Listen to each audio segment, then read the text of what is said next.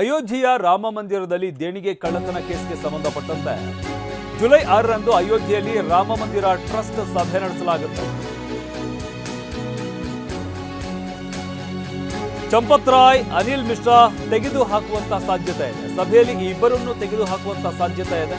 ಈ ಮೊದಲು ಜುಲೈ 11ರಂದು ಸಭೆ ನಿಗದಿ ಮಾಡಲಾಗಿತ್ತು. 5 ದಿನಗಳ ಮೊದಲೇ ಸಭೆಯನ್ನು ನಡೆಸುವಂತಹ ರಾಮ ಮಂದಿರ ಟ್ರಸ್ಟ್ ಅಯೋಧ್ಯೆಯ ರಾಮ ಮಂದಿರದಲ್ಲಿ ದೇಣಿಗೆ ಕಳ್ಳತನ ಕೇಸ್ಗೆ ಸಂಬಂಧಪಟ್ಟಂತೆ ಜುಲೈ 6ನೇ ತಾರೀಕಿನಂದು ಅಯೋಧ್ಯೆಯಲ್ಲಿ ರಾಮ ಮಂದಿರ ಟ್ರಸ್ಟ್ ಸಭೆಯನ್ನ ನಡೆಸುವುದಕ್ಕೆ ತೀರ್ಮಾನವನ್ನು ತೆಗೆದುಕೊಳ್ಳಲಾಗಿದೆ. ಈ ಸಭೆಯಲ್ಲಿ ಚಂಪತ್ ರಾಯ್ ಹಾಗೆ ಅನಿಲ್ ಮಿಶ್ರಾ ಇವರನ್ನ ತೆಗೆದು ಹಾಕುವಂತಹ ಸಾಧ್ಯತೆ ಇದೆ. ಯಾಕಂದ್ರೆ ಯಾರು ಈ ಪ್ರಕರಣದಲ್ಲಿ ಏನು ಆರೋಪಿಗಳು ಅಂತ ಹೇಳಲಾಗ್ತಾ ಇರುವಂಥದ್ದು ಅವರೆಲ್ಲರೂ ಕೂಡ ಇವ್ರ ಜೊತೆಲಿ ಇದ್ದಂಥವ್ರೆ.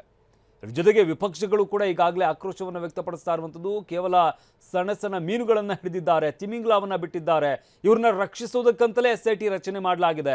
ಈ ರೀತಿಯಾದಂಥ ಆರೋಪಗಳು ಕೂಡ ವಿಪಕ್ಷಗಳಿಂದ ಕೇಳಿ ಬರ್ತಾ ಇರುವಂಥದ್ದು.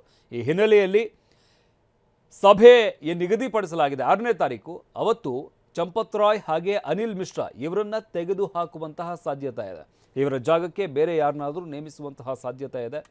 ಈ ಮೊದಲು ಜುಲೈ 11ನೇ ತಾರೀಕಿನಂದು ಸಭೆಯನ್ನು ನಿಗದಿಪಡಿಸಲಾಗಿತ್ತು. ಆದರೆ 5 ದಿನಗಳ ಮೊದಲೇ ಅಂದರೆ 6ನೇ ತಾರೀಕು ಸಭೆಯನ್ನು ನಡೆಸಲಾಗುತ್ತೆ.